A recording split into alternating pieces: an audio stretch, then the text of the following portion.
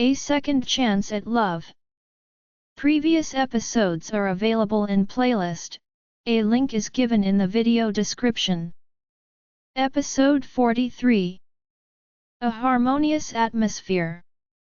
Estella was confused, but she still smiled innocently, for she knew Roxanne was praising her. The former then retracted her hand obediently. Subsequently, Roxanne took out the tools she had prepared and carefully scooped out the yellow flower along with its roots. Estella cocked her head to one side, confused by what she saw. For medicinal herbs like this, we need to preserve their roots as well, Roxanne explained patiently. Hearing that, the girl nodded even though she did not understand Roxanne's words completely. Now that Estella knew Roxanne was looking for that kind of flower, the former quickly got up and scoured the area. It did not take long for Estella to find a huge area of it, so Roxanne collected a few more to be preserved. Soon, noon arrived. The children were clearly hungry because their pace had slowed. Noting that, Roxanne brought them back to the tent to prepare food for them. She had woken up early that morning to prepare a various selection of food for the children. The sight of the children feasting on the plates of food she prepared made her beam. "Essie, this is for you," said Benny while taking out some sweets from his bag. Estella smiled from ear to ear as she accepted the sweets. "Thank you, Benny." Similarly, Archie retrieved some snacks from his bag and piled them in front of Estella. What on earth was Daddy even thinking?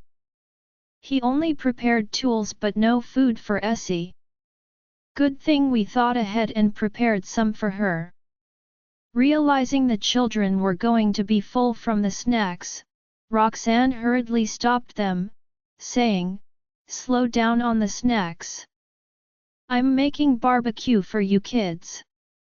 As soon as the children heard the word barbecue, they immediately put down their snacks and fixed their gazes on the grilling rack Roxanne was holding. The way they gaped at the food as if they were close to drooling amused Roxanne. However, the boys quickly snapped out of it and went over to help her.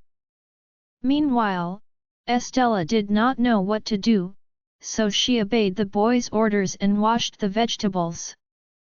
Soon, the ingredients were ready, and Roxanne began grilling them. A delicious aroma instantly permeated the air. The children's eyes looked as if they were sparkling as they sat around Roxanne and waited for the food to be ready. Noting their anticipation, Roxanne quickened her movements in order to not let the children wait too long. Not long after, a plate of mutton skewers was served.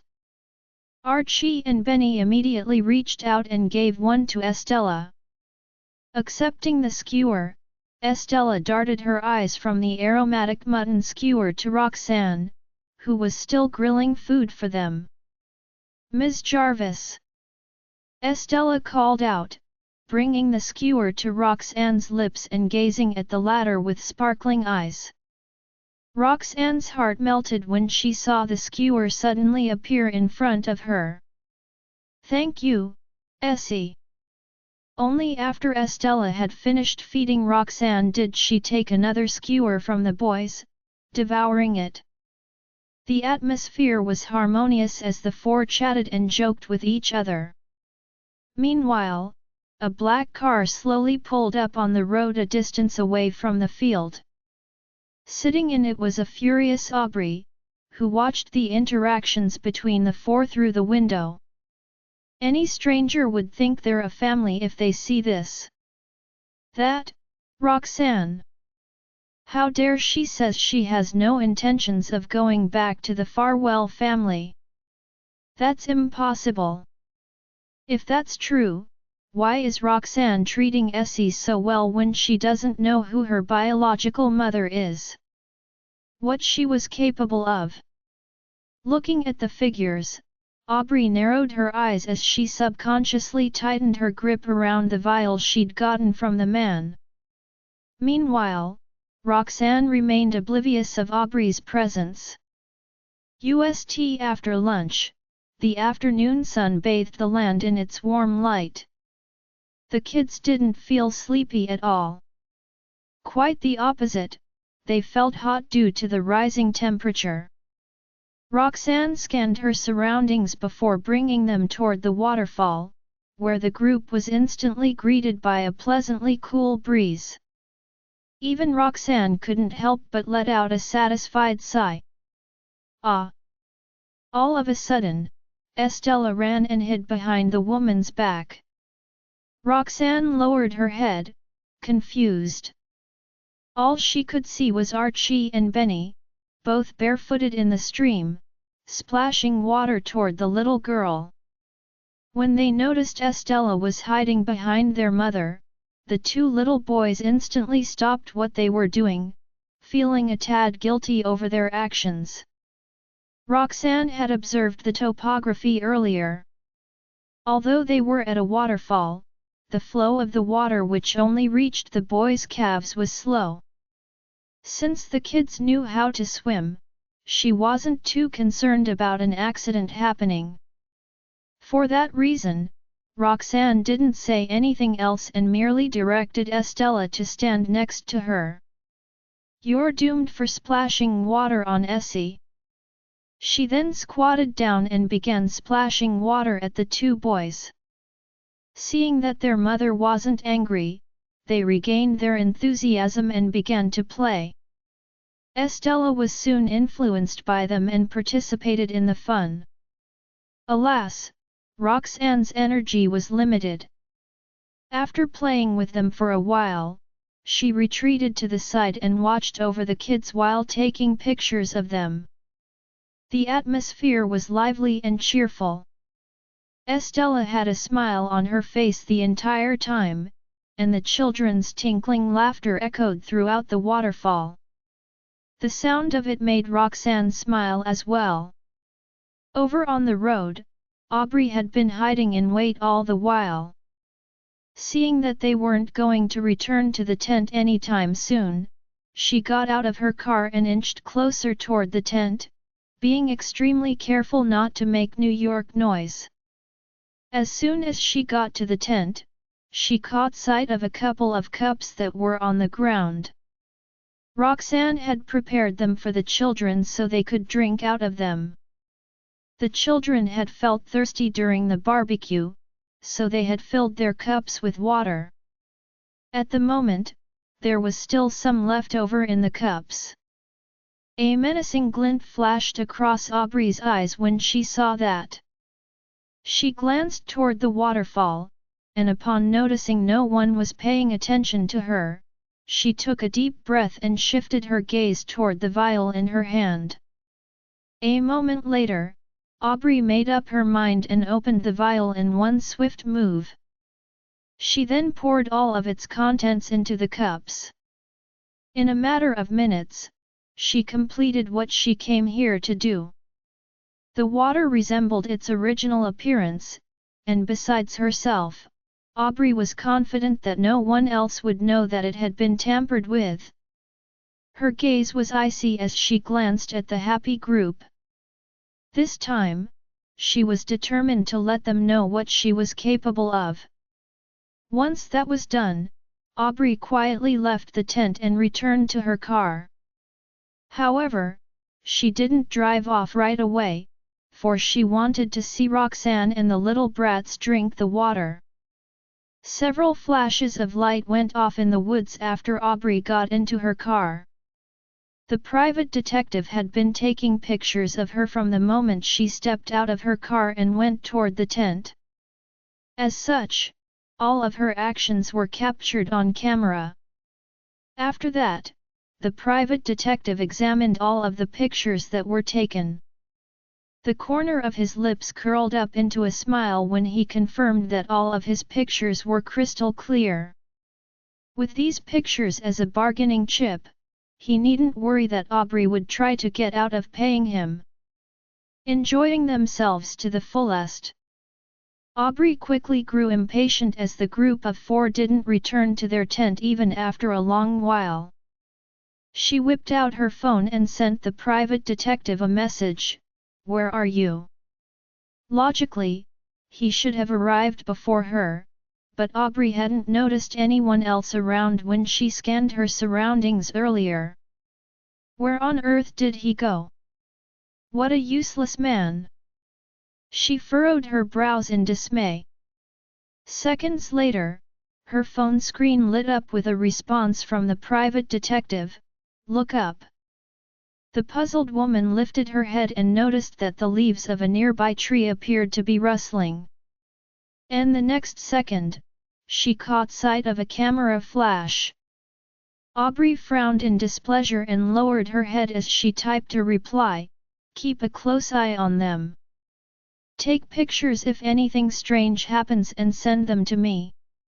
The private detective assented without hesitation. After that, Aubrey cast one last glance in the direction of Roxanne and her kids before slowly driving away. If it was possible, she'd love to see Roxanne and her kids writhing in pain with her own eyes, but alas, the place she was at was not inconspicuous enough. There was a chance she might be discovered if she continued to stay there, and if that happened, she'd end up losing more than she gained.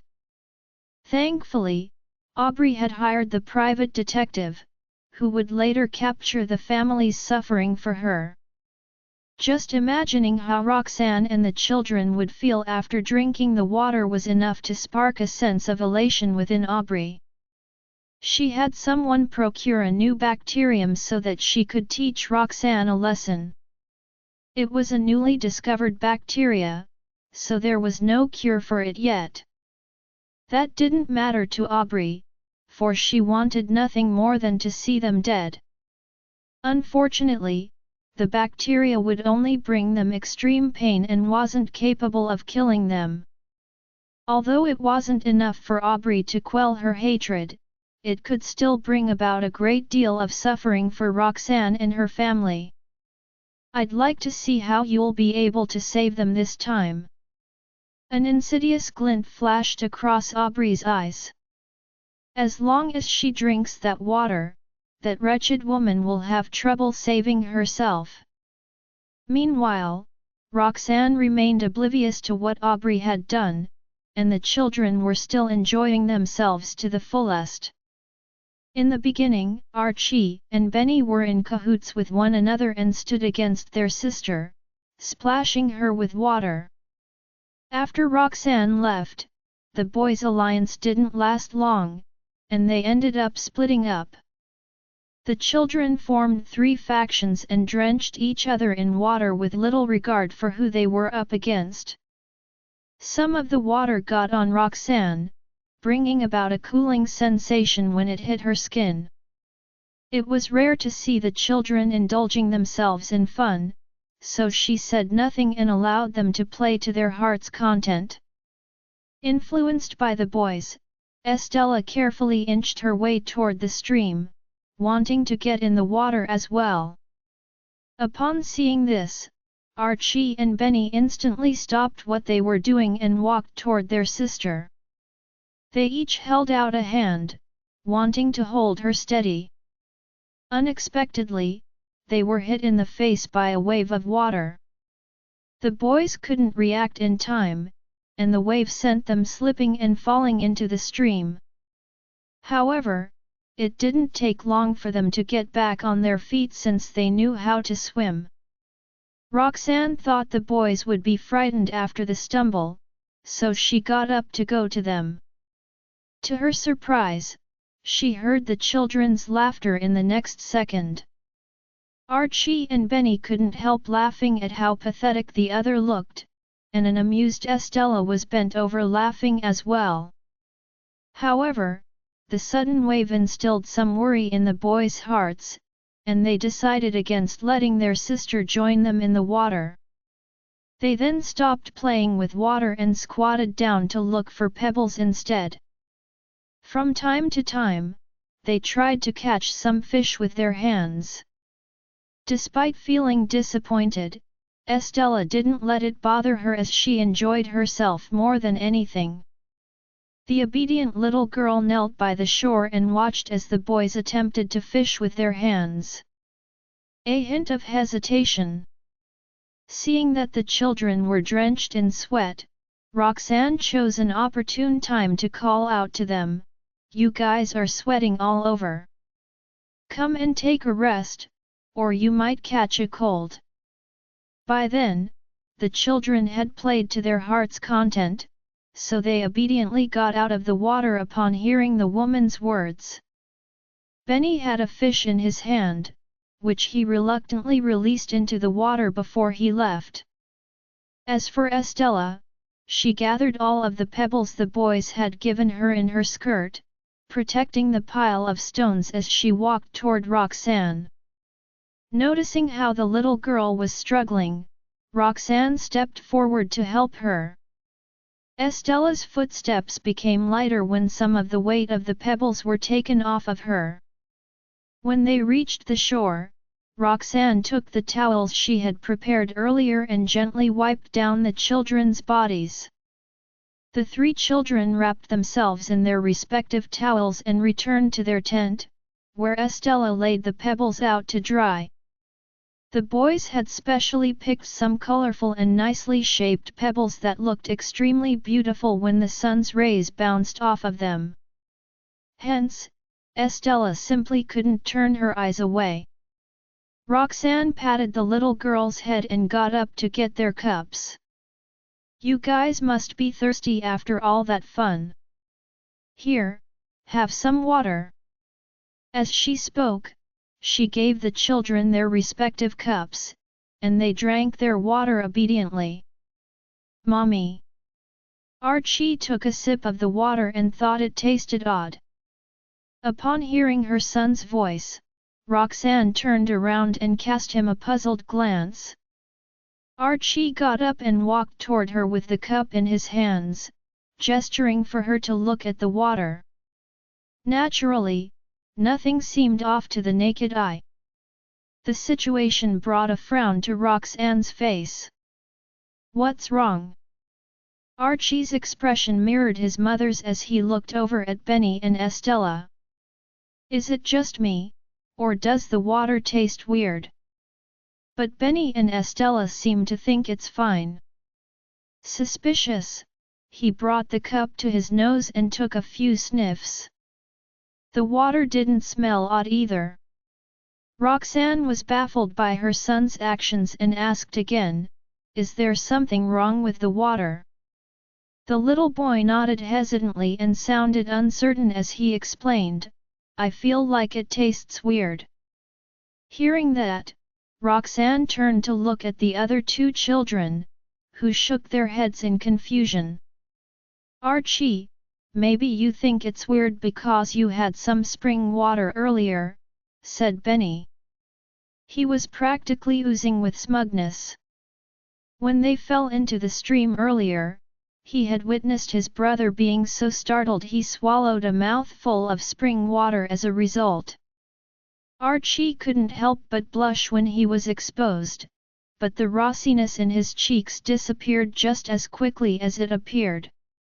On the other hand, not knowing that something like that had happened, Roxanne looked at the children amusedly. Archie brought the cup to his mouth and took another sip of water. After which, he proceeded to spit it out. It still didn't taste right to him. When she saw this, suspicion arose within Roxanne. She took over the cup and had a sip of water herself. Over the years, she had developed a keen sense of taste in order to discern between medicinal herbs. Thus, one small sip was sufficient for her to instantly notice that the water tasted off. In fact, it tasted rather familiar. Roxanne felt her heart drop to the pit of her stomach, and she quickly looked over at the other children. Benny and Estella were still drinking their water, having not found anything odd with it.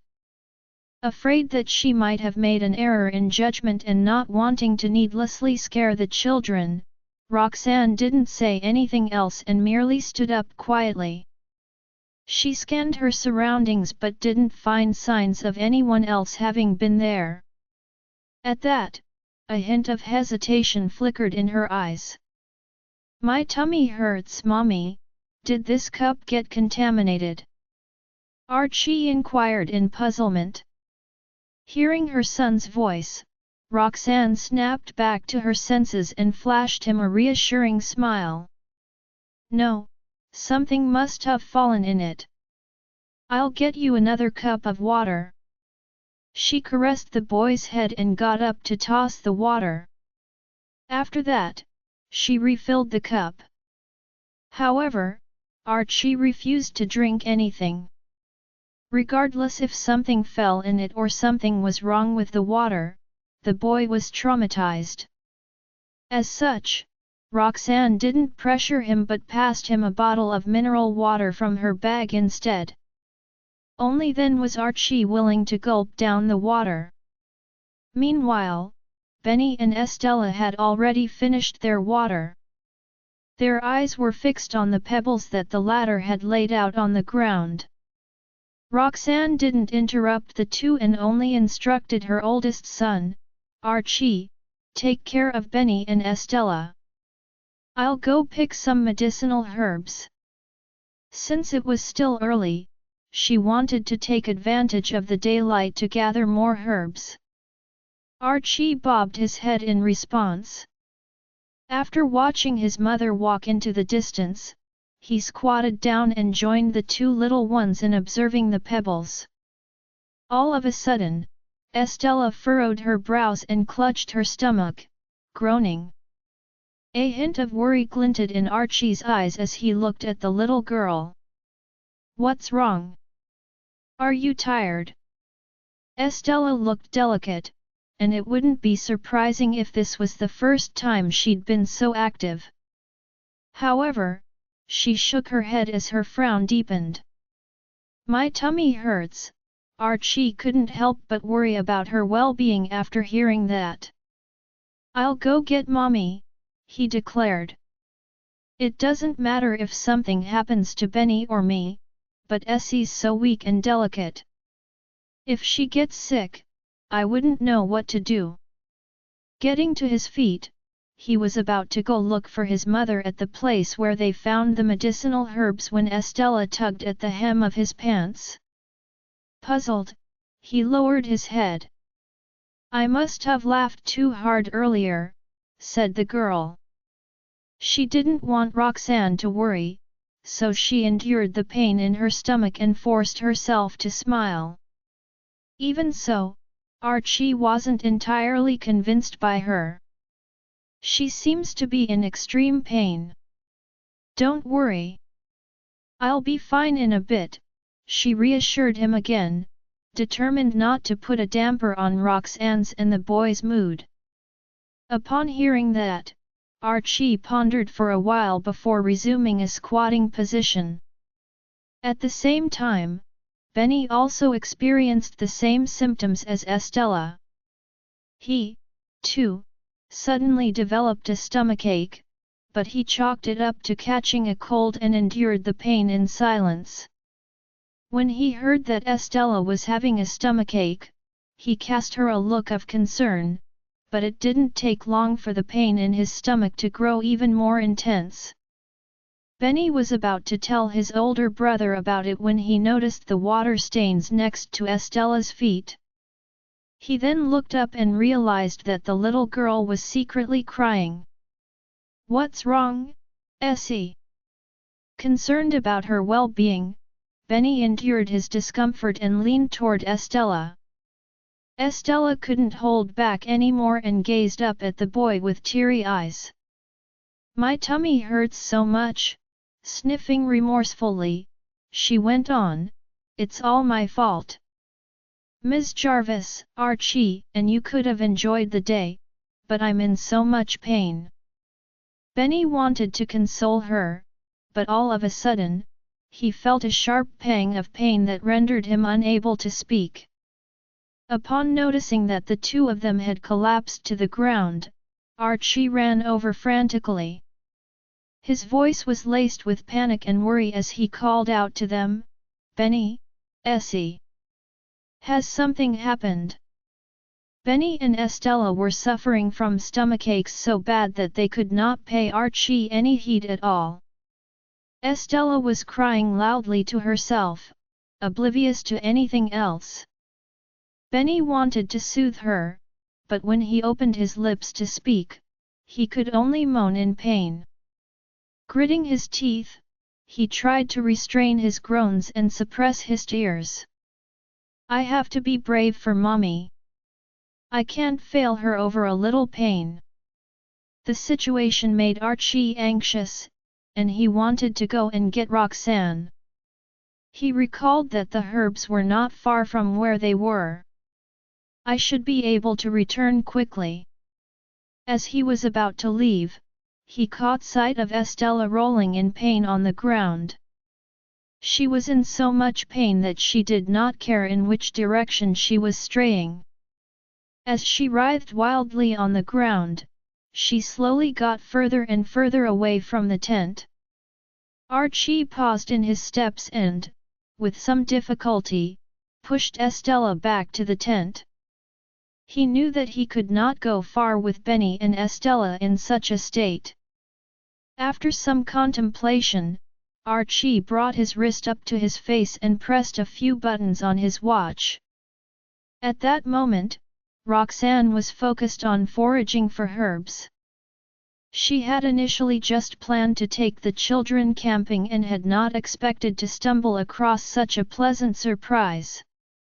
Thus, Roxanne was elated to find the patch of herbs. As she was gathering the herbs, her phone rang. Roxanne paused in her foraging and fished out her phone while wondering who could be calling her at that moment. When she saw the caller's name on the screen, her expression shifted uneasily. She immediately stood up and turned to look in the direction of the tent. It was Archie calling her. Did something bad happen to them?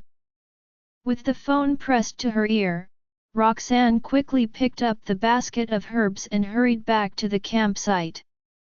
"Archie, what's wrong? What happened?" Archie's voice was full of anxiety. "Mommy, come back quickly." However, before he could finish his sentence, a sound could be heard from his end of the line, interrupting him. After a few seconds of confusion, the line was cut. Roxanne pulled the phone away from her ear and stared at it with a frown. Her heart grew heavier and heavier as each second ticked by. She quickened her pace toward the tent. As soon as the tent came into her view, she caught sight of Benny and Estella rolling on the ground, clutching their stomachs in pain. Archie knelt by his siblings, looking worried as he tried to stop them from rolling too far from the campsite. "What's wrong?" Roxanne immediately rushed to their side and bent over to check their temperature and breathing. Archie's eyes were bloodshot with anxiety and panic. Benny and Essie suddenly had a stomachache. "Mommy, take a look at them, quick. They're in a lot of pain." He had initially wanted to go and get Roxanne from the herb patch himself. However, when he saw how much pain his siblings were in, he had not dared to leave them alone. With no other choice, he had resorted to calling Roxanne instead. Roxanne nodded reassuringly. "Don't worry. I'll make sure they're okay." She leaned over Estella and tried to gently pry her little hands away to feel her stomach. However, the little girl seemed to be in excruciating pain. Her little arms were wrapped around her stomach tightly. Roxanne could not move her arms away no matter how firmly she tugged at them. "Essie, let me have a look at your stomach," Roxanne begged in distress. Estella looked up at Roxanne with big, tearful eyes and whimpered, Ms. Jarvis, it hurts so much." Ever since Roxanne arrived, Estella had kept her head buried in her chest. Now that the little girl had lifted her head and Roxanne could see her face, Roxanne felt her heart crack. Estella's face was drained of all color. Oh, she must be in so much pain. Without wasting any more time, Roxanne turned to examine Benny. Benny was also in immense pain, but the little boy was handling it bravely. He cradled his stomach without even a whimper. The water. When he saw that Roxanne wanted to have a look at his stomach, Benny removed his arms without a fuss. Roxanne caressed Benny's forehead. Her eyes were filled with distress.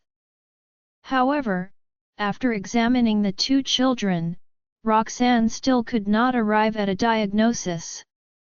As time passed, the children's pain became increasingly severe. Roxanne felt immensely helpless and powerless at that moment. She blamed herself for having brought the children out to camp but failing to watch over them properly. Her guilt and distress were plainly written all over her face. Archie noticed his mother's mood and approached her quietly. "Mommy." His voice pulled Roxanne out of her reverie, and she forced herself to calm down. Then, she said, "I brought a medical kit with us. Can you go get it from the tent and bring it here?" The children were in excruciating pain, and yet, Roxanne had not managed to locate the cause of it. At that moment, she could only do her best to ease their symptoms. "I'll give them some pain medication first. I can't go wrong with that." Archie reappeared in a few minutes with the medical kit, which he placed on the ground next to Roxanne. Roxanne shook several painkiller pills into the palm of her hand.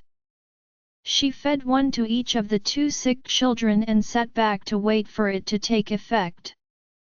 "How are you two feeling?" She could only think of two possibilities for the cause of their sudden illness. One was that the kids had overexerted themselves while playing and caught a cold. The other was that they were somehow infected by a bacterium out here in the wilderness. However, this did not explain how Archie had somehow escaped the same fate. In fact, Archie was not exhibiting any symptoms at all. Archie frowned and patted his stomach. "My tummy hurts a bit, but only a little bit." As he spoke, he gestured at Roxanne with his hands, showing her that he really was not in much pain. Suspicion flitted across Roxanne's face. Her eyes drifted to Benny and Estella again. It had been 5 minutes since she had administered the painkiller. However, the two children showed no signs of any relief from the pain. Estella was in so much pain that she had ceased writhing about. She was curled against the edge of the tent as a sheen of cold sweat covered her small face. Seeing the children's pain, Roxanne was so distressed that she could hardly breathe. "Mommy," Archie called out suddenly. Roxanne's heart clenched as she turned to look at him. With his brows tightly pulled together, Archie looked solemn. "I think I know why Benny and Essie are sick." "What is it?" Roxanne's expression shifted into one of hope. She thought that he wanted to tell her what they had been up to while she was gone. To her surprise, Archie ran into the tent and returned holding their water cups instead. Roxanne watched in bewilderment as Archie sniffed the insides of the cups. As he had expected, the cups had a strange smell, the same smell that he had tasted in the water earlier. Although his siblings had drank all the water in the cups, the strange smell remained. Archie thrust the cups under Roxanne's nose. "Mommy, take a sniff." Roxanne knew what he wanted her to do. She leaned in and inhaled deeply. When the scent hit her nostrils, her complexion turned pale. Although she was reluctant to admit it, the facts were very different from what she had speculated earlier. All three of the water cups had the same strange smell. Maybe my stomach isn't hurting so much because I only had one sip of the water, Archie said speculatively. He had just swallowed the first sip of the water when he sensed that something was wrong, so he had spat out the second mouthful immediately. However, Benny and Estella had finished all the water in their cups. If the source of their stomachache was indeed the water, then it made sense that Benny and Estella would be suffering worse than Archie. Roxanne was convinced by Archie's sound reasoning. Painkillers. Early on, Archie mentioned that there was something wrong with his water, and Roxanne had indeed detected a faint smell that usually occurred only when a certain type of bacteria was mixed with water. However, the problem was that it was a type of bacteria that only survived under laboratory conditions. The fact that it was found in the wilderness meant that someone must have intentionally placed it there. As such, the first thing Roxanne did was to check if there was anyone else around. However, she had a clear view of the entire field. Apart from them, there was no one else. Due to that, Roxanne assumed it was a coincidence that the water had such a smell and not because the bacteria were actually present. Little did she expect that someone had added the bacteria to the kids' water. Roxanne's heart clenched when she thought about the symptoms one would experience after ingesting the bacteria. "Mommy, it hurts so much," Benny muttered, grabbing his mother's hand. He had finally caved in, unable to hold on any longer. The boy held Roxanne's hand briefly before letting it go as he was so weak from the pain that he barely had any strength left. Roxanne was heartbroken when she saw Benny's hand falling to the ground. She picked up the boy's hand and stroked it gently while mumbling, "Don't worry. Everything will be fine. I will cure you guys soon." The woman had come across patients who were infected with the same bacteria during clinical trials. She had seen adults tossing and turning in bed due to the unbearable pain, and some had even passed out. The pain was hard to bear even for fully grown adults, not to mention 2 young kids. At the thought of the suffering the children were going through at that moment, Roxanne felt so anguished that she could hardly breathe. Noticing that his mother was starting to panic, Archie reached out and held the woman's other hand. "Mommy, should we feed Benny and Essie some medicine?" Even though the boy was still young, he was extremely mature and sensible for his age. Archie was also experiencing discomfort in his stomach, but he still found it bearable. Although he was worried about his siblings, he knew that being anxious would not help. Given that his mother was already very distressed, if he started panicking as well, no one would be calm enough to keep the situation under control. With her son's reminder, Roxanne regained her composure and started rummaging through the medical kit. She remembered that there was no cure for that species of bacteria in modern medicine. Hence, they could only rely on traditional medicine. Nevertheless, modern medicine could help to alleviate their pain temporarily. It was just that very strong painkillers had to be administered, and such painkillers were usually not found in standard first aid kits. After all, if one was in so much pain that they had to take those painkillers, it would be absolutely necessary for them to go to the hospital. After searching for a while, Roxanne was still unable to find what she was looking for and had no choice but to give up finding it.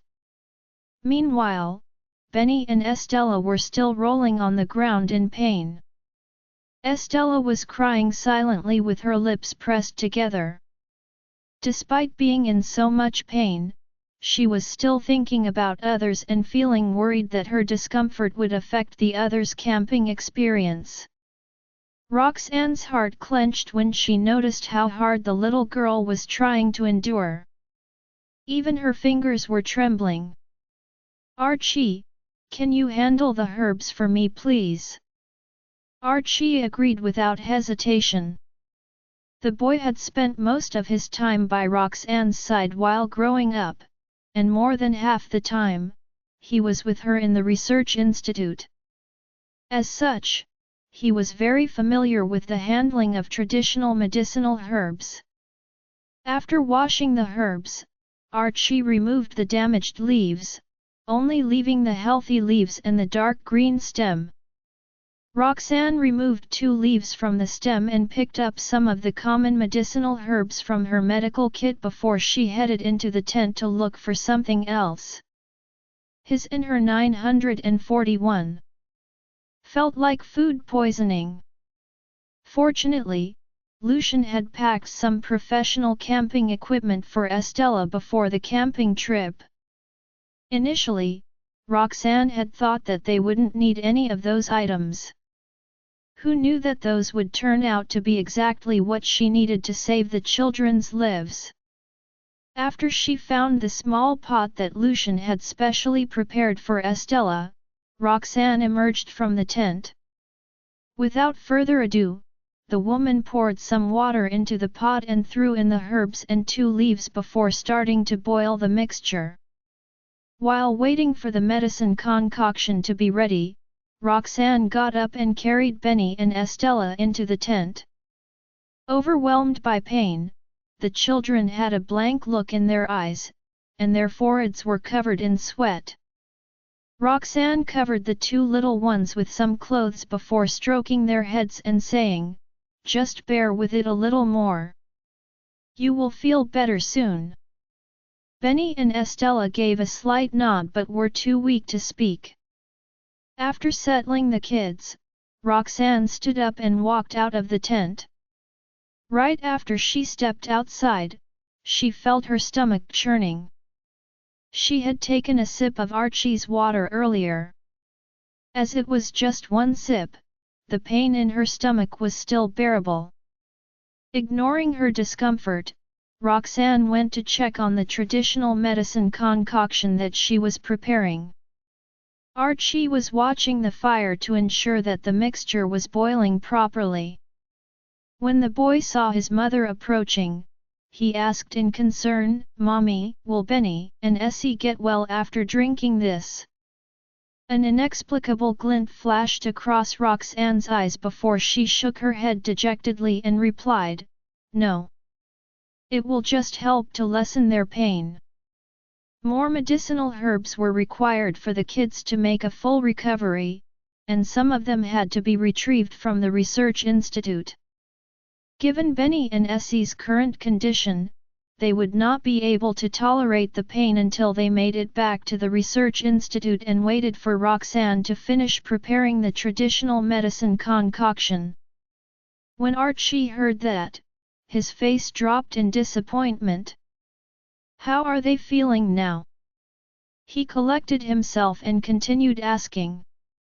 Roxanne's gaze softened when she saw how concerned the boy was for the other 2. She moved forward to sit down beside him. Archie shifted aside to give his mother some space to sit. Roxanne patted her son's head and said, "You keep asking about Benny and Essie, but what about yourself? You drank that water too. How are you feeling?" Even though Archie had less severe symptoms, Roxanne was still worried. After giving it some serious thought, the boy replied, "My stomach is aching a little, and I feel a little sick, but it just feels like a normal stomachache from food poisoning." It was similar to what Roxanne was feeling. The woman heaved a sigh of relief. "You should also have some medicine when it's ready." Archie nodded obediently. Meanwhile, Benny and Estella's agonized cries from the tent could be heard intermittently. Roxanne could feel her chest tightening. There was nothing she could do other than hope that the medicine concoction would be ready soon. When she checked on the medicine concoction half an hour later, she noticed that it was not fully ready yet. If it was taken then, the medicine might not work to its full effect. However, the little ones could not wait any longer. Roxanne took out 4 disposable cups and scooped some medicine for herself and the 3 children. Archie took 1 cup and drank it. Roxanne finished hers as well before bringing the remaining 2 cups to Benny and Estella. The 2 little ones were hurting so much that they were curled up into a ball. When they noticed the woman entering the tent, they glanced at her weakly. They were like 2 injured little animals, and one could not help but feel sorry for them. Roxanne rushed to the kids' sides and took Estella into her arms first without hesitation. Besides the fact that she was a girl, Estella had drunk the most water. As such, she was in more pain compared to Benny. "Should not have camp here, Ms. Jarvis," Estella, who was in Roxanne's embrace, called out weakly. Roxanne stroked her cheek and assured her, "Come on. You'll not be in as much pain anymore after drinking the medicine." Naturally, Estella trusted her and leaned over to have her medicine. A frown instantly formed on her face after she took a sip. Roxanne placed the cup near Estella's lips. However, the latter refused to open her mouth again. Ever since Estella was young, she had always taken pills or been on an 4-drip when she was sick. She had rarely had any traditional medicine. Hence, Estella could not stand the bitterness of it. Just as Roxanne was worrying about how she could get Estella to finish her medicine, Archie walked in. "Hurry up and drink your medicine, Essie. I'll give you a piece of candy once you finish it." He squatted down in front of Estella and waved his fist. Hesitating, Estella looked at Archie for a moment before opening her mouth and chugging the medicine. She then turned her head and looked at Archie expectantly. Archie scratched his nose embarrassedly and said, "We ate all the candies earlier." He had no choice but to lie to Estella just now. Otherwise, she wouldn't have finished her medicine. Upon hearing that, Estella was slightly unhappy. However, she knew that the boy had done it for her health. Hence, she recomposed herself and gave Archie a smile. Only then did Archie heave a sigh of relief and turn to check on Benny. It was way easier for Benny to take his medicine. Since they were young, Archie and Benny had always hung around in the research institute. They had tried different traditional medicines as if they were just a snack. Many of them were way more bitter than the traditional medicine they were having now. Roxanne nervously observed Benny's and Estella's condition after they finished their medicine. "How are both of you feeling?" Roxanne asked, concerned, as she did not notice anything amiss from both of them after some time.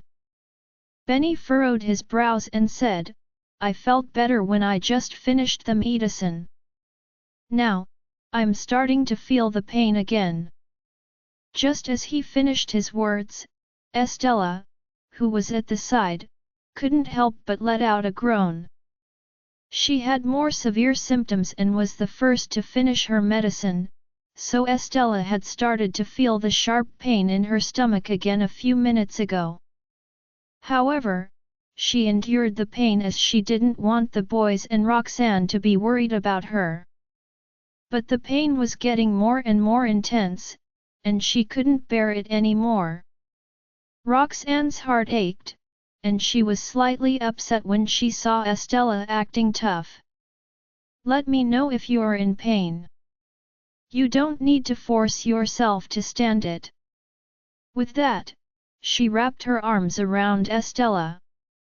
The next second, Estella buried herself deeper into Roxanne's arms like a weak kitten and held onto the latter's shoulders tightly.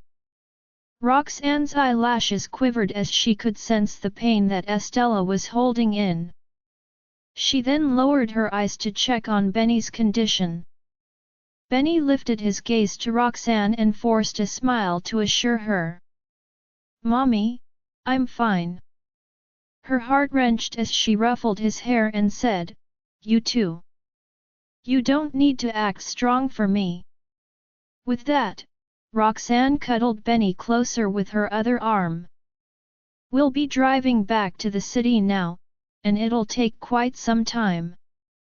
Let me know if any one of you is in pain. Don't hold it in by yourself." The children nodded obediently at her in response. They exited the tent but didn't have the time to pack their stuff. Roxanne only told Archie to take the herbs she brought back just now, then got straight into the car and headed toward the city. However, Roxanne felt a wave of regret right when she tried to turn her car around. She shouldn't have camped here. The road was extremely narrow. If Roxanne had been given more time, she would have been able to turn her car around and leave the place. But now, she couldn't even think straight and wasn't able to turn her car composedly. Something bad happened. Just as Roxanne was trying to keep her composure and leave the place as soon as possible, a few painful groans sounded from the back seat. As panic swirled within her heart, she couldn't control herself, and her limbs trembled from anxiousness. Before Roxanne could snap out of her daze, her car was speeding right toward a huge tree. Her mind immediately went blank. Just as the car was about to crash into it, she finally snapped back to her senses and lifted her foot, which was flooring the gas pedal. However, it was too late. The car slammed into the tree trunk, shaking violently at the impact. Immediately after that, the car engine died. Estella and Benny, who were already experiencing terrible pain in their stomach, cried out loudly when they felt the violent jerk of the car. Tears flowed down their cheeks at the agony. "Mommy, are you okay?" Archie had witnessed the entire thing play out. He immediately comforted Estella and Benny, then checked on Roxanne in concern. Roxanne's hands were still shaking in fear. Estella and Benny's sobs and Archie's questions were sounding in her ears. However, Roxanne could only stare at the giant tree in front of her, which was still shaking due to the impact. It had been so close. Something bad would have happened if she hadn't regained her senses in time. Not only did she fail to take good care of them, but now she couldn't even bring them back home when they were already feeling unwell. She had even put them in danger. Roxanne couldn't help but blame herself. "Mommy." As Archie did not get a response to his question, he raised his voice in panic and urged, "Let's go, Mommy." Regaining her composure, she took a deep breath to calm herself and assured him, "I'm okay. Please take care of Benny and Estella." With that, she lowered her gaze and tried to start the engine. To Roxanne's dismay, the car engine rumbled before shutting off again. Her heart sank, and she tried to start the engine again. However, it was to no avail. After a few tries, the car engine failed to even respond. Roxanne had no choice but to give up. It seemed like the car crash had damaged the engine. In the back seat, Estella and Benny were still sobbing uncontrollably. Upon listening closely, Roxanne could even hear their voices wavering. Roxanne's heart wrenched along with their sobs. "I'm getting off the car to take a look," she said. As soon as she finished speaking, she exited the car to see if she could try to fix it. However, Roxanne didn't know much about car mechanics. She tried to search online and examined her vehicle for a while, but she couldn't figure out how to fix it. As time ticked away, Roxanne shut the hood of her car dejectedly. She then turned and walked toward the back seat door. Archie's heart sank when he noticed his mother's despondent mood. However, he opened the door calmly. "Mommy, how are things?" Estella and Benny's sobbing traveled into Roxanne's ears again the moment the car door was pushed open. Her eyelashes quivered when she heard their crying. The children were already feeling unwell. If she were to show any sign of panic, it would only frighten them even more. With that in mind, Roxanne took a deep breath and smiled at them comfortingly. "There's some problem with the car, so it doesn't work anymore. I'll go make a call first." Archie nodded obediently in response and assured her, "I'll take care of Benny and Essie." Seeing his mature and understanding behavior, Roxanne was touched. "Thank you, darling." If it weren't for Archie, Roxanne wouldn't be able to stay calm in a situation like this. It was not as if she had not been through thrilling situations like this in the past few years. However, it was different this time. The thought of Benny and Estella being in pain made her lose her mind, and she was unable to keep her cool. Answering the call outside, Roxanne shut the door and gave Madeline a call. It took a while before Madeline answered. "Roxanne? Didn't you go camping? Is there something you need?" It seemed pretty noisy on the other end of the line, so Roxanne asked, "What are you doing?" Madeline sounded pained. "Don't mention it. I was forced to work overtime again." As soon as she said that, the noise increased. Before Roxanne could say anything, Marilyn hurriedly added, "I need to get back to work. I'll call you later." She then hung up right away. Roxanne's gaze turned dark as her phone screen dimmed. She didn't call Marilyn back. After a brief hesitation, she tried calling Larry. Larry picked up pretty quickly, but he was in another state and couldn't be of help in time. Roxanne didn't tell him anything despite his concern. She dismissed him with a few cursory words and hung up. There was no time to explain things. Besides, she didn't want to trouble them further. As her friends couldn't be of help, Roxanne couldn't stop panic from rising in her heart. At the same time, Archie observed her side profile and recalled the 2 calls she made earlier. He could somehow guess their current situation. Mommy must have tried to ask for help but failed. With that thought in mind, Archie's expression grew grim. "Daddy," Estella was groggy from the pain, so she instinctively sought comfort. Hearing his sister's voice, Archie had a thought in mind. He sneaked a look at his mother outside the car. Roxanne was scowling unhappily. A brief moment later, Archie looked away and called Lucian using his smartwatch. In Farwell Group, Lucian was seated in the conference room, his face devoid of expression. A group of managers was sitting in front of him. Herbscape Group's acquisition was a success, so it was time to plan their collaboration with Queen Group. He had been holding meetings for the past 2 days to discuss this matter. When the meeting was about to come to an end, Lucian's phone suddenly vibrated. The conference room descended into silence as everyone turned their attention to the vibrating phone. Lucian's brows snapped together. He grabbed his phone and was about to reject the call when he noticed the caller ID. Archie? Why is he calling at this hour? Didn't they go camping? Mr. Farwell, should I continue my presentation? The manager who was presenting asked sheepishly. Lucian's gaze swept over him. Go on. Hearing that, the manager nodded and did as told. He had barely said a few words when his CEO interjected, Stop.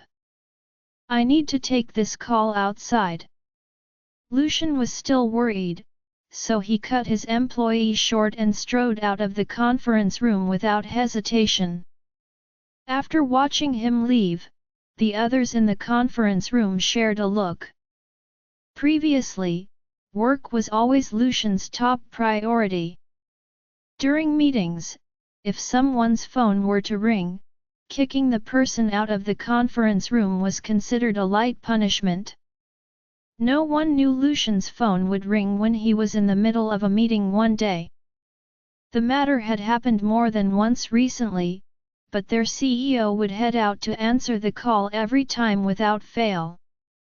They couldn't help but wonder who the person on the other end of the line was. Outside the conference room, Lucian answered the call with a frown, oblivious to his employees' thoughts. Mr. Farwell. Archie's voice rang out the moment the call connected. Lucian thought he might be hearing things as Archie's voice seemed to be trembling. What medicine? His heart sank when the realization hit him. What's wrong? Archie glanced at Benny and Estella. Are you free now? Can you come and pick us up? Lucian's frown deepened. Where is your mommy? What happened to you? His first assumption was that something had happened to them. Otherwise, there was no reason for Archie to make that request. A few seconds of silence ensued before Archie replied, during which Lucian heard someone sobbing in the background. This further affirmed his suspicion. Our car hit a tree, and before Archie could explain Benny and Estella's condition, Lucian cut in, Are you all right? Are you badly hurt? I'll come to you right now. As he spoke, he strode toward the elevator quickly. Archie hurriedly explained, We didn't get hurt, but Benny and Essie are sick. Lucian was already inside the elevator when he heard that. Archie wanted to clarify further but thought he couldn't make things clear. Thus, he said, I'll ask Mommy to talk to you. He opened the door and hopped out. Dashing over to Roxana, he removed his smartwatch and handed it to her. When Roxanne saw Archie appearing beside her without warning, she instinctively took one look at the car. Archie's here. That means Benny and Essie. What happened to them? Suddenly, Lucian's deep voice pulled her out of her reverie. Roxanne stiffened in shock. She belatedly noticed the smartwatch that Archie was offering her. Archie had turned on the speaker mode, so Lucian's voice sounded especially loud. She didn't know what to reply after hearing his voice suddenly. Mommy. Archie tugged at the hem of her clothes urgently. Only then did Roxanne snap back to her senses. She tamped down the peculiar sensation in her heart and took the smartwatch from Archie. I'm sorry for not taking good care of Essie, she said apologetically. Lucian's gaze darkened a shade when he sensed something was amiss. Slowly, he probed, What happened? Archie told me Benny and Essie are sick. Is that true? Strangely, Roxanne felt herself calming down upon hearing his voice. She explained, they contracted a type of bacteria that caused them to suffer from severe abdominal pain. I was about to bring them back to the research institute to prepare their medicine, but I was too hasty and drove the car into a tree. Lucian's voice was still calm. Are they in a serious condition? Roxanne inclined her head. I gave them herbs to ease their pain, but it isn't working well. She added, I know how to treat them, but the medicinal herbs are at the research institute. I need to bring them there. Lucian's brows scrunched up. Where are you? Roxanne told him their location. It's too far away, so it will take at least 4 hours to travel to and fro. Don't forget you'll have to brew the medicine, too. Can they hold on for that long? Lucian inquired. The same thought had also crossed Roxanne's mind. Initially, she planned on bringing the kids back to the research institute. She also considered asking Madeline or Larry to head to the research institute and deliver the medicine to her instead. They were both excellent doctors and knew the medicinal herbs well. Thus, Roxanne could trust them. That way, it wouldn't take up too much time either. Alas, they were busy and couldn't be of help. She was stumped when Lucian offered, What do you need? I can head to the research institute and deliver the medicinal herbs you need. Panicking hearing his suggestion, Roxanne was almost convinced but remained hesitant. After all, Lucian wasn't in the medical industry. He couldn't recognize many medicinal herbs. Besides, she also needed the exact dosage. She couldn't afford the consequences of getting an incorrect dosage. Lucian had already gotten into his car to start the engine. I'm going to the research institute now. I'll call you when I arrive, so you need to think about what medicinal herbs you need now. Without waiting for a response, he cut the line and called Caden. Mr. Farwell, where are you? The meeting. Caden felt an incoming headache when Lucian left without looking back, leaving the higher UPS waiting inside the conference room. Lucian ordered, something else cropped up, so the meeting is adjourned. They can leave now. Caden agreed hastily and entered the conference room to relay his orders. After giving that order, Lucian hung up and sped toward the research institute.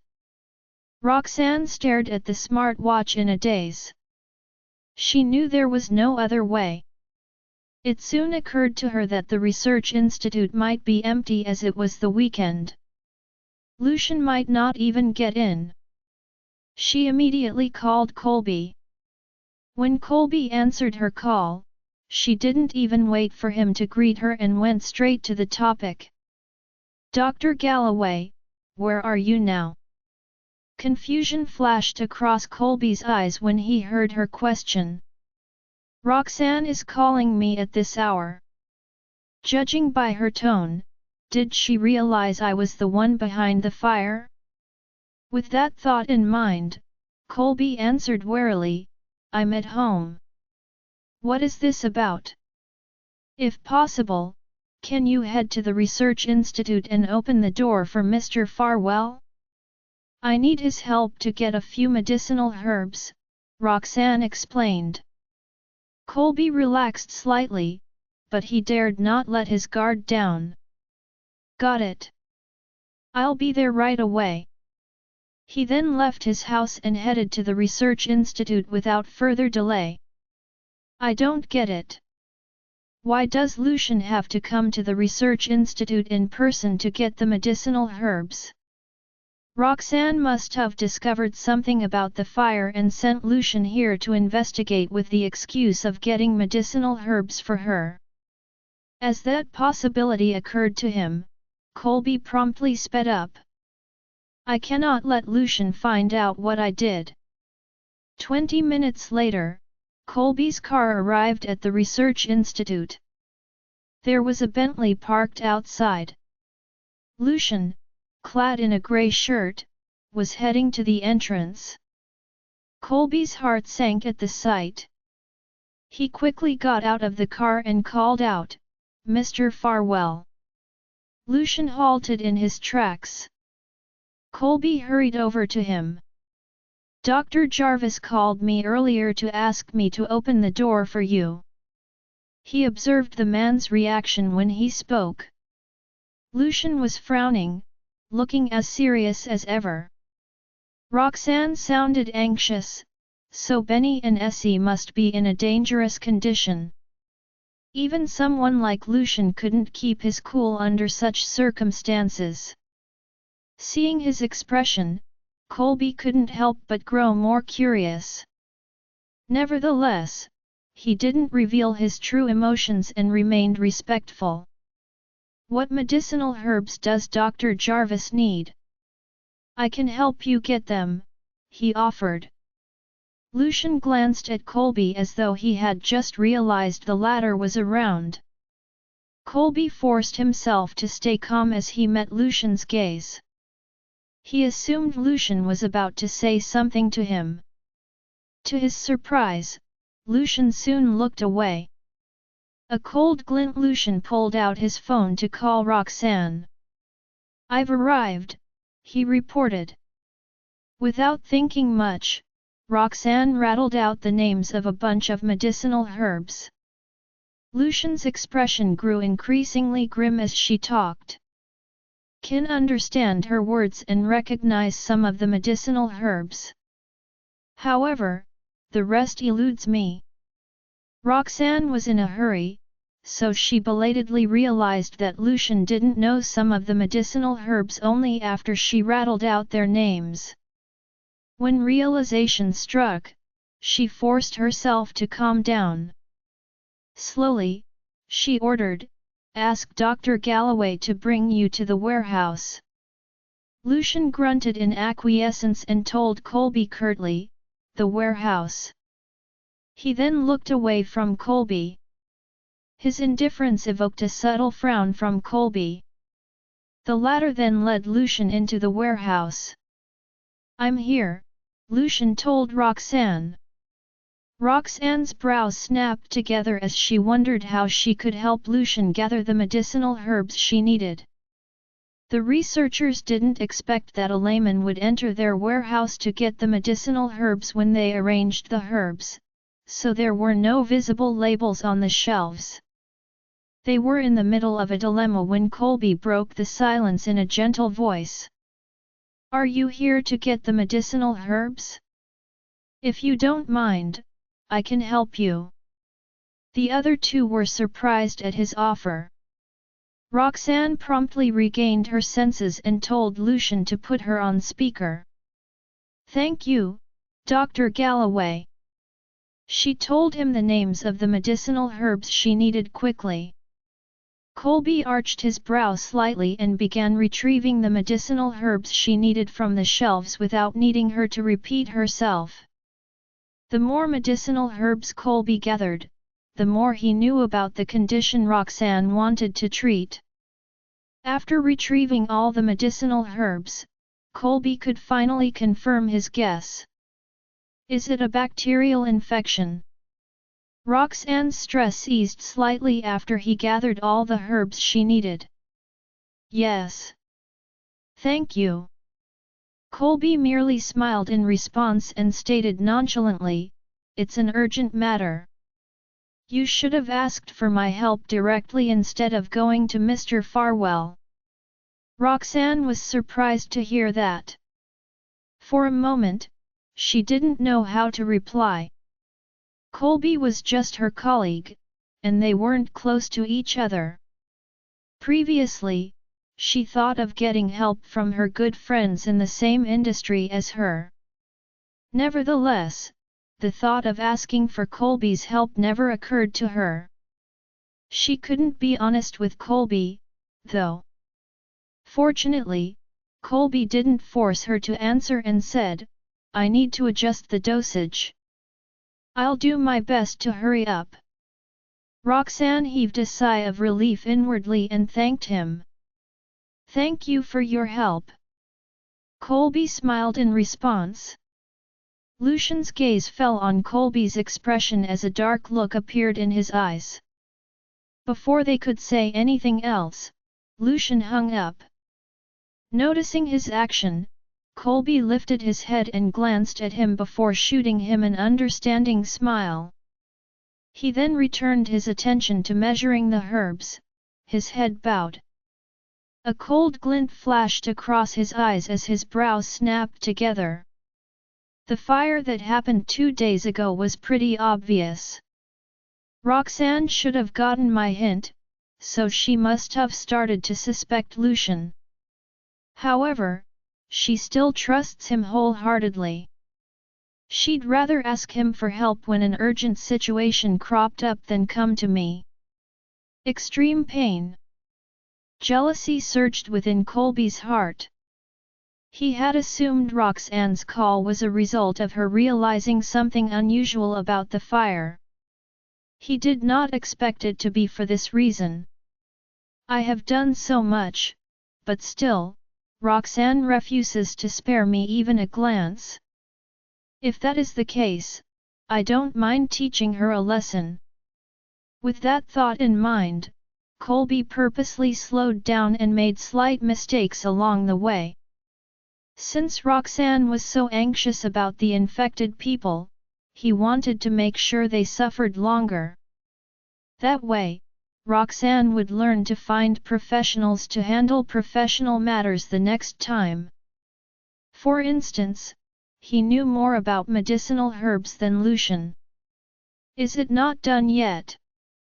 Lucian asked as he looked at the time, furrowing his brows. Colby raised his head indifferently. "The quantity of medicinal herbs used has to be very precise. I have to be careful when measuring them." Hearing that, Lucian suppressed the worry in his heart and fell silent. His brows drew together as he watched Colby's every movement.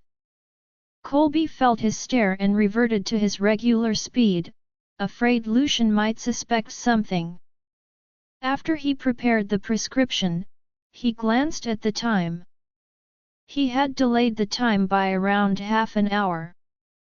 Satisfaction flashed across Colby's eyes, and he passed the medicinal herbs to Lucian. "It's done. You should go, Mr. Farwell." Lucian retracted his gaze and took the medicinal herbs. He uttered a word of thanks before leaving. Colby watched him leave with a sinister look. "One day, I'll make sure Roxanne only looks at me. No matter how exceptional Lucian or Jack is, they are only my stepping stones." Back near the campsite, Roxanne did not know what was happening at the research institute as she waited anxiously for Lucian to arrive. Benny and Estella were in so much pain they could hardly move anymore. They were also displaying signs of losing consciousness. Archie was alarmed when he noticed their feeble conditions. "Mommy, are Benny and Essie going to be okay? They seem to be in so much pain." Roxanne suppressed her anxiety and patted Archie's head. She reassured him, "Don't worry. Mr. Farwell will be here soon." Estella must have heard them talking about Lucian as she opened her eyes weakly and extended her hand toward Roxanne. Roxanne instantly lifted the little girl into her arms. Then, she began to tenderly stroke Estella's back as she murmured soothing words. Meanwhile, Archie massaged Benny's stomach gently. The sky was turning dark as the four of them waited in the car anxiously. Suddenly, they saw a bright light from afar. Archie's eyes lit up. "Mommy, Mr. Farwell is here." Besides Lucian, Archie could not think of anyone else who would come here at this time. The light soon enveloped their surroundings. Roxanne was still carrying Estella in her arms as she glanced in the direction of the light. When she saw the familiar Bentley, she heaved a sigh of relief. Lucian was finally here. Soon, the car stopped beside them. Lucian got out of the car with a bag of medicinal herbs. "Mr. Farwell!" Archie ran over to him excitedly. Lucian patted Archie's head with a grim expression, and they quickly made their way over to where Roxanne was. Lucian was only wearing a thin shirt, even though it was a chilly night. Roxanne finally calmed down when she saw the man in front of her. Despite that, it still took her a while to snap back to reality. Lucian's gaze moved from her to Benny and Estella. "Great sense of security, I'll go brew the medicine." Roxanne jolted back to her senses and took the medicinal herbs from him. However, just as she moved to get out of the car, Estella instinctively grabbed tighter to her clothes in her unconscious state. As she was sick, Estella innately wanted to be close to someone who provided her with a sense of security. It was evident that Roxanne was such a person to the little girl.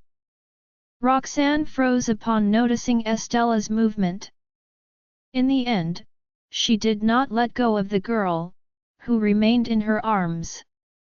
With Estella in one hand and the bag of medicine in the other, she got out of the car. "Can you help me look after Benny, Mr. Farwell?" As she spoke, she glanced at Benny, who was still sitting in the car. Before Lucian could say anything, Archie promised, "I'll take good care of Benny." Roxanne smiled when she heard that. She then carried Estella toward the direction of the tent. She could only head there to brew the medicine, as all their equipment was placed near the tent. Lucian stared at Roxanne's retreating figure with a complicated expression. A second later, Benny caught his attention. "Mommy," Benny was already fading out of consciousness from the pain. However, he still called out as he felt his mother leave him. As he muttered, his hand reached out in the direction of where Roxanne was previously sitting. However, his hand grasped empty air. The next second, Benny sniffled pitifully and placed his hand back on his stomach. His pained expression made Lucian frown. After a moment of hesitation, he shifted Benny into his arms. Benny instinctively extended his hand to grab Lucian's shirt. Lucian's heart softened when he saw Benny's reliant action. Archie watched enviously at the sight of Lucian embracing Benny. "I also want to be hugged by Daddy like this." With Benny in his embrace, Lucian glanced at the tent and saw that Roxanne was already brewing the medicine. He said to Archie, "Let's go over there." Archie was still immersed in his thoughts and did not reply to him immediately. Lucian thought Archie was worrying about Benny and raised his other hand to pat the boy on his head. Then, he bent down to take Archie's hand. Archie finally snapped back to reality. His eyes lit up when he realized his hand was being held by Lucian. He then followed the man obediently to where Roxanne was. Roxanne was sitting near the tent with Estella in her arms. The girl was trembling slightly, but Roxanne did not know if it was because of the pain or the cold. Roxanne stood up upon seeing that. She wanted to find a piece of clothing from the tent for Estella to wear. As soon as she got up, she saw Lucian walking over with the two boys. "Is the medicine done?" It took her a few seconds to regain her senses before she answered him, "We need to wait for another half an hour." With that, she directed her concerned gaze to Benny. Her heart clenched when she noticed Benny was gripping Lucian's expensive shirt. Lucian must give Benny a great sense of security for the latter to have such a reliant action. Does Benny miss having a father? At that moment, Roxanne felt like revealing the truth to Lucian. As she was contemplating, Benny's murmur broke the silence. "Daddy," Benny tightened his grip on Lucian's shirt. "It feels like Daddy's embrace." Benny was in so much pain he had lost consciousness. He did not know his mutter had led to tremendous shock for the two adults who heard it. Sadness. Archie also grew nervous upon hearing his brother's voice. "If Mommy finds out that we knew about our father a long time ago and were just hiding it from her, would she be upset?" In reality, Roxanne had not even considered this possibility. Even though she was still considering whether to reveal the truth about their background to her children a moment ago, she regained her senses right after she heard Benny's voice. She was not ready yet. At that thought, Roxanne pinched herself to snap out of it as she looked calmly at Lucian. "You can pass Benny to me." He must be frightened. Roxanne moved closer to Lucian and passed Estella to him. "Estella must miss her father too." Lucian furrowed his brows at Roxanne. "She seems to be acting strangely today." However, he did not think much of it as he passed Benny to her. Estella seemed to realize she had left Roxanne's embrace and murmured in dissatisfaction. Benny also frowned in disappointment upon leaving Lucian's embrace. Roxanne glanced at Lucian's chest, which was where Benny had been grabbing onto a moment ago. There was an evident crease mark on the shirt where Benny's fingers had clutched it. "Sorry." Benny was Lucian's clothes were expensive, so Roxanne subconsciously tried to apologize on Benny's behalf. Before she could finish her sentence, Lucian interrupted, "Why are you two fine? Especially Archie. They must have eaten and drunk the same things, so why are Estella and Benny in so much pain while Archie seems fine?" Roxanne was stunned by the sudden change in subject. Archie was the first to react. He answered in an adorable voice, "Benny and Essie finished all the water in their cups. I only drank a sip." Lucian was baffled as he did not know what water Archie was talking about. Roxanne jolted back to her senses and explained, "The water was prepared beforehand, and they all drank it during lunch. There was no problem then. However, they suddenly got a stomachache when they drank it again in the afternoon." Roxanne was filled with remorse thinking about it. "It's my fault. Archie told me the water tasted funny when he drank it, but I didn't think much of it. If only I had been more careful and checked all their cups, Benny and Estella wouldn't be sick now." Lucian's gaze darkened as he glanced at Estella. Under the moonlight, Estella's face was extremely pale, and there was no color in her lips. She was clearly in much agony. He would have flown into a rage if someone else had put Estella in such a situation. However, Lucian only frowned at Roxanne and comforted her in his deep voice, "It's not your fault. It's as you said. They all drank it during lunch, and the water was fine then. They should be more concerned with what happened after."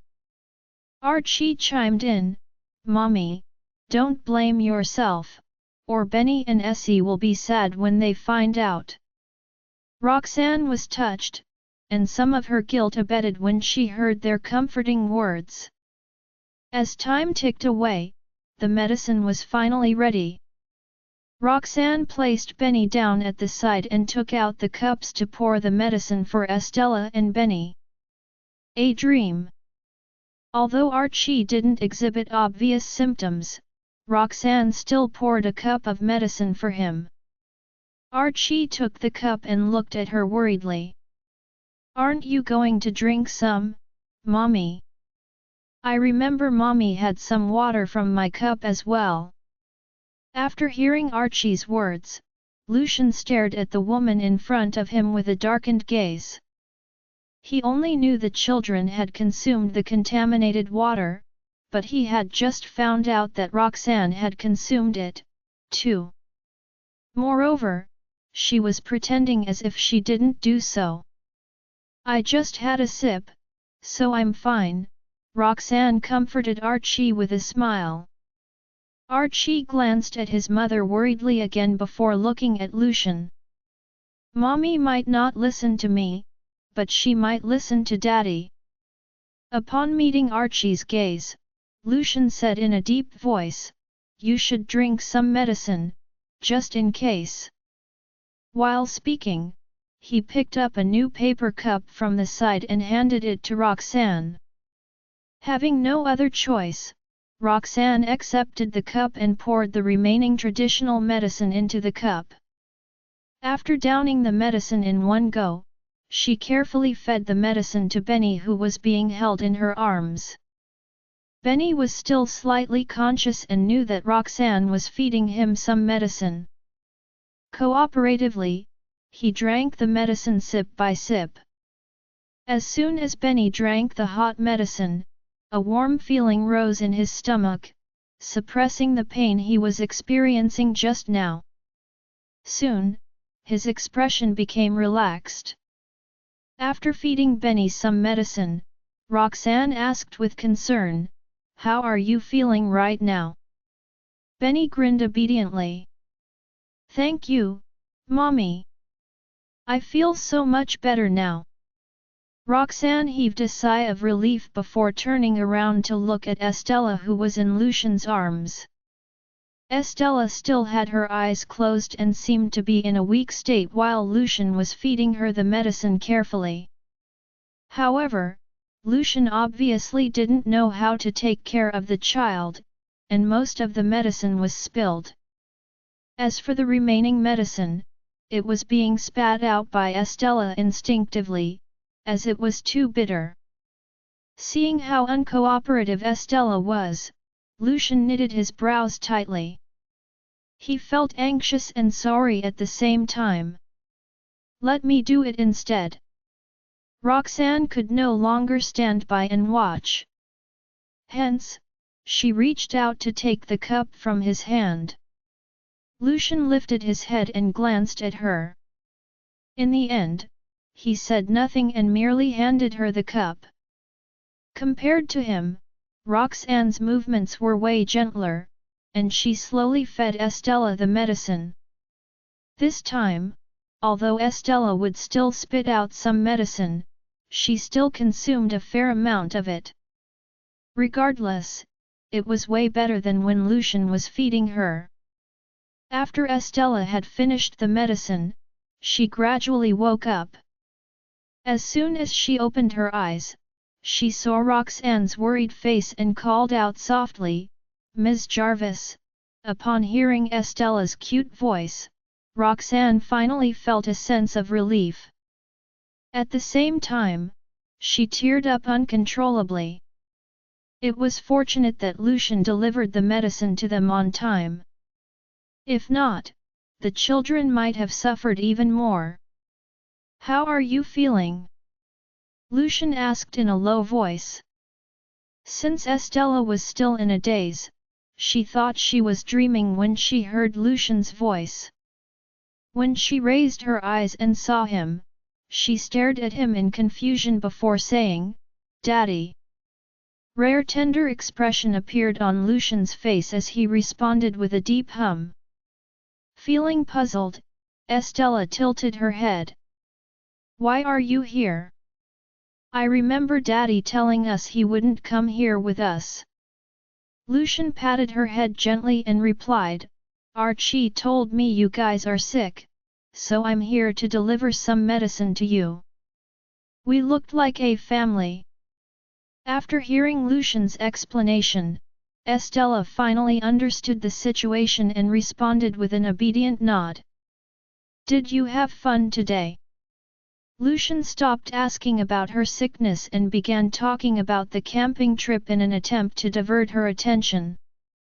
As expected, the mention of the camping trip diverted Estella's attention instantly. I had tons of fun. Then, she curled up her fingers one by one, counting the events that happened that day, as if she was worried that her father wouldn't believe her simple remark. Ms. Jarvis gifted me a lovely flower wreath, and we had a delicious barbecue. Also, Benny and Archie gifted me some beautiful pebbles. It seemed like Estella had encountered endless joyful events that day. After recalling all the happy occasions she had experienced that day, her stomachache didn't seem to be so serious anymore. Lucian's expression softened as he listened to Estella recount her experiences throughout the day. Roxanne did a body checkup on the children again. She had done some research on this bacterium before. Therefore, the traditional medicine she made was the right treatment for the sickness, and the effect of the medicine was immediate. After checking the children over and confirming that they had been cured, Roxanne finally felt a sense of relief. She turned around and looked at the man next to her. It's late. Let's go back now.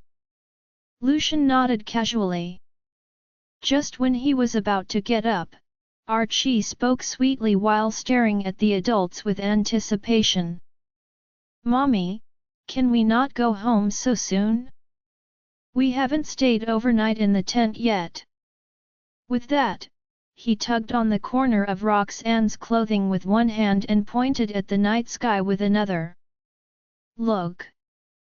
The sky is so beautiful tonight. Upon facing her son's hopeful gaze, Roxanne hesitated for a split second before becoming adamant again. No, we can't stay here. Benny and Essie just recovered from their illness, so they must go home and rest. I'll bring you here again next time. Roxanne didn't want to stay, not only because the children had just recovered from their sickness but also because she didn't want to face Lucian for an entire night. Upon being rejected by Roxanne, Archie looked disappointed. He then turned around and shot Benny and Estella a look. Benny and Estella instantly understood Archie's signal. With a pitiful look, Estella tugged at Lucian's expensive shirt. Daddy, I'm so tired. Meanwhile, Benny frowned and pressed his palm on his stomach. Mommy, I think my stomach still aches a little. The children had always been good at acting. Moreover, after all the incidents that happened that day, Roxanne naturally wouldn't overthink their remarks. Roxanne wavered upon hearing that Benny's stomach was still aching. Benny has been sick for the entire afternoon. Now that he's finally feeling better, it won't be worth it if we travel on the bumpy mountain road and make him ill again. Bearing that thought in mind, she gave up on her initial decision and changed her mind. If that's the case, we shall rest here for the night. Upon gaining her agreement, the children shifted their gazes to Lucian at the side. Naturally, Lucian prioritized the children's health and agreed to the suggestion nonchalantly. Then, the two adults settled the three children in the tent. Looking at the space that had just been emptied, a hint of hesitation appeared on Roxanne's face. Besides the tent, there seemed to be no other areas suitable for resting. Yet, when she imagined Lucian sleeping next to her and the children, she felt slightly weirded out by the thought. That will make us look like an actual family. While she was contemplating what to do, Lucian's deep voice sounded beside her ears. You should get some rest. I'll go sleep in the car. With that, he got up and left the tent. Should not have asked. Archie, Benny, and Estella stared at Lucian's retreating back before exchanging a look. All three of them felt exceedingly reluctant to see him leave. We plotted and schemed to have them agree to stay the night here so that an opportunity for them to spend time together could be created. But if Daddy were to leave for real now, our efforts would have been in vain. Besides, he's tall, and the car is cramped, so it'd be an utter torment for him to sleep in the car. Their brains whirred at warp speed as they tried to come up with an idea that would have Lucian change his mind. At the same time, Roxanne's eyes flickered as she watched the man's figure fade into the distance. Let's just squeeze a little and make do with the space. Ultimately, she couldn't help saying that when he had almost disappeared from her line of sight. The instant her words rang out, Lucian halted in his tracks and glanced back over his shoulder. Roxanne dipped her eyes. You can't stretch your limbs out in the car, so you'll definitely end up horribly sore after spending a night there. There's room in the tent anyway, and it's far more comfortable than the car. If you don't mind, Mr. Farwell, we can just make do for a night. Although she didn't want to face him, she knew he would undoubtedly suffer if he were to sleep in the car, considering his height. On top of that, she was at fault for the situation then. He merely came over to help, and it made no sense for her to deprive him of having a good night's sleep. Never had it crossed the children's mind that she would take the initiative and ask him to stay. They were stunned for a few seconds before they hastily seconded Roxanne. I want to sleep with you, Daddy. Estella whined, stretching her arms out at Lucian. Likewise, Archie and Benny urged in juvenile voices, sleep with us, Mr. Farwell. We're a bit scared. Lucian's gaze swept over the few of them, only to stop on Roxanne's face in the end. In all honesty, he hadn't expected her to propose that he stay either. When Roxanne sensed his gaze, her eyelashes quivered. She raised her eyes and flashed him an airy smile to convey her sincerity.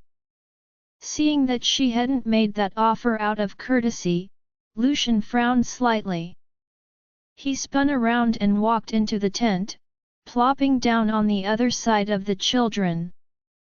At his return, a glimmer of craftiness glinted in the children's eyes. Soon, Roxanne's gentle voice drifted into their ears. It's late, so hurry up and sleep. Upon hearing that, the children closed their eyes in contentment.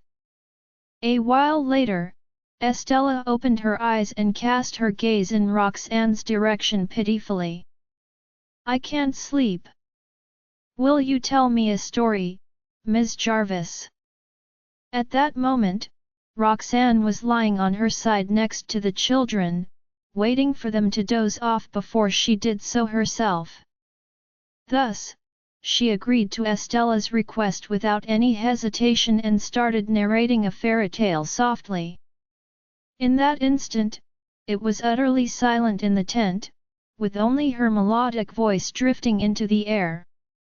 A small night light was turned on in the tent, but the lighting was dim. Sitting on the other side of the tent, Lucian enigmatically fixated his eyes on the children in front of him and the woman telling them a story under the subdued lighting. The children were adorable and well-behaved, whereas Roxanne's voice was gentle and warm. Anyone who witnessed such a scene would unequivocally find it incredibly heartwarming, Lucian included. As the story drew to an end, his gaze visibly turned tender. An indeterminate time passed before the three children slowly fell asleep. Listening to the sound of their even breathing, Roxanne carefully lay down. Alas, sleep didn't come even after a long while had passed. Despite the children acting as a barrier between her and Lucian, she still couldn't ignore the man's presence. In fact, regret crept into her. Ugh! I shouldn't have asked him to stay when he wanted to leave earlier. Her heart lodged in her throat. Roxanne wasn't at all surprised by Lucian's statement. After all, the culprit who added the bacteria into the children's water put Estella through great agony. Considering her importance to the man, it was only natural that he was determined to punish the culprit. Are you still not planning on changing your mind despite the incident this time? Lucian queried out of the blue, making little sense. Roxanne's thoughts were still on the culprit who added the bacteria, so she was somewhat perplexed when she heard that question. Without bothering to wait for her reply, Lucian added, Benny instinctively called out for his father while in a semi-conscious state. If I remember correctly, the same thing happened previously. Back then, they were all infected by the bacteria on Estella. Archie and Benny first itched all over before running a high fever. When Benny was semi-conscious, he also asked for his father in a mutter. At the mention of that matter, Roxanne's heart clenched. Biting the bullet, she countered, he has been lacking fatherly love for a long time now, so that's nothing out of the ordinary. Despite knowing that Benny was merely talking in his sleep, she still couldn't help feeling guilty. She instinctually thought that the man only put that question to her all of a sudden because he discovered her secret. But then, the next words out of his mouth caught her completely off guard. That's precisely why I'm talking about this. You can also see how much they yearn for fatherly love, yet you still plan to continue depriving them of it. While saying that, Lucian stared at her meaningfully. Without needing him to spell it out further, Roxanne instantly caught his drift. In other words, he was telling her in a roundabout way that he was willing to be Archie and Benny's father, thus seeking her opinion on the matter. He had asked a similar question countless times, but she was still panicked as usual. Her eyes alighted on the man beside her briefly before she hurriedly averted her gaze.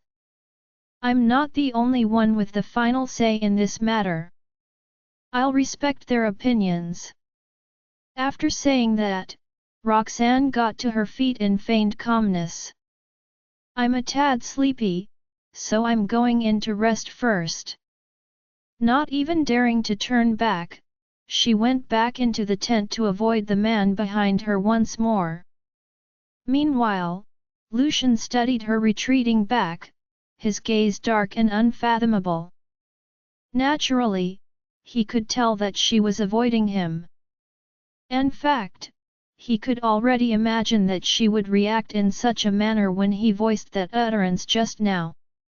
Nonetheless, he was still inexorably frustrated to personally witness her evasion of him. Verily, he didn't know how much longer such a cat-and-mouse relationship between them could last. In the tent, Roxanne gingerly returned to her spot earlier. Before lying down, she meticulously checked on the children. Only when she had ascertained that she didn't awaken them did she lie down with peace of mind. As she listened to their even breathing, turmoil brewed within her. Needless to say, she wasn't sleepy at all. Even as she lay in the tent then, she didn't feel a hint of drowsiness.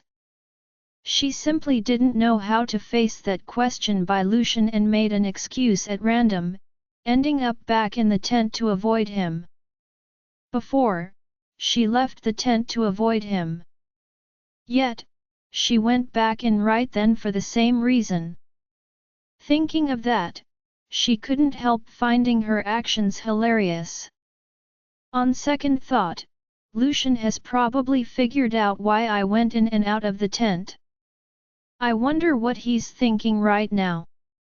At the possibility that he might enter the tent again, her heart lodged in her throat. Surprisingly, there was no movement from outside, even after she had waited for an indeterminate time. Drowsiness finally hit her, and she groggily fell asleep.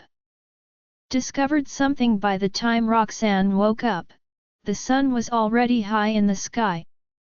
As soon as she opened her eyes, she saw Archie, Benny, and Estella eyeballing her earnestly in a file. "Mommy! Ms. Jarvis!"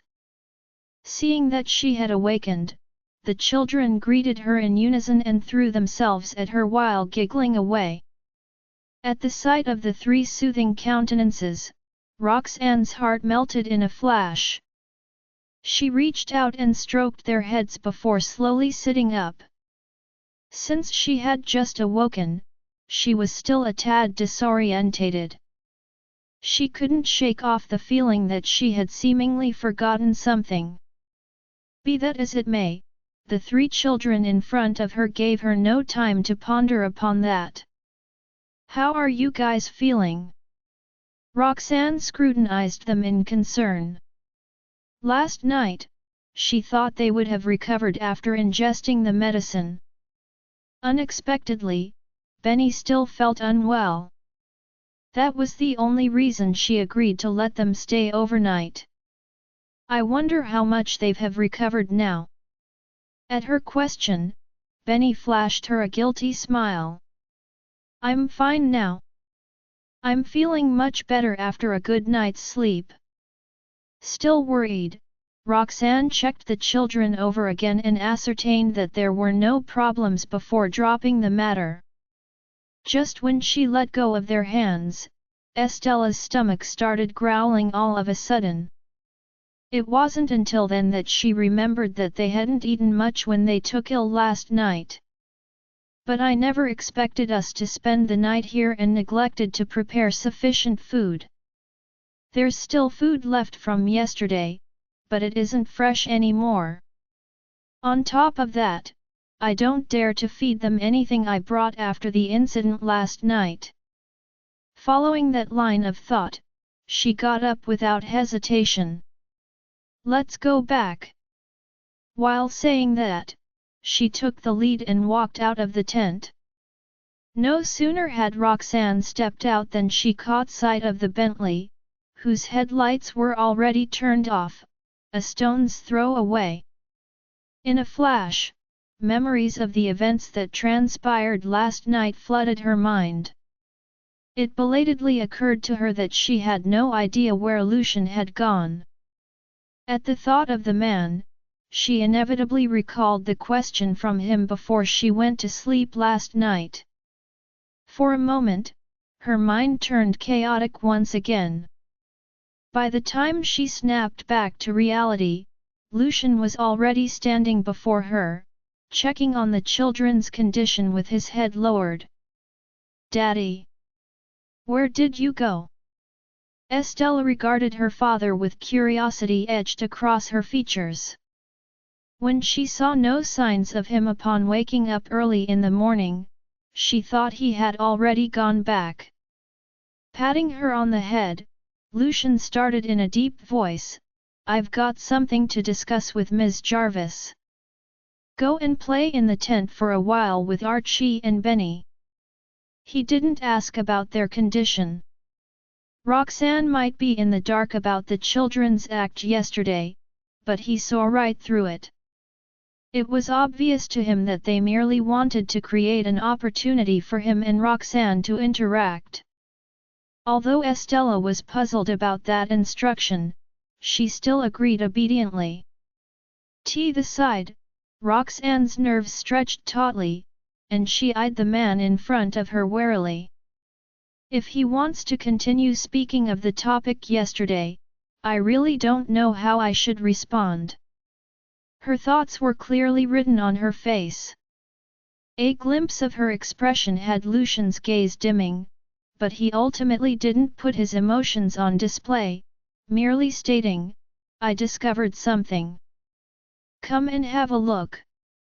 Seemingly without thinking about it, Roxanne got the message that his so-called discovery had to do with the bacteria. At that realization, she put her wariness away. Nodding solemnly, she followed behind him.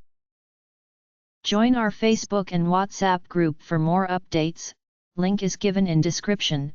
Rest audiobook will be continued in next episode.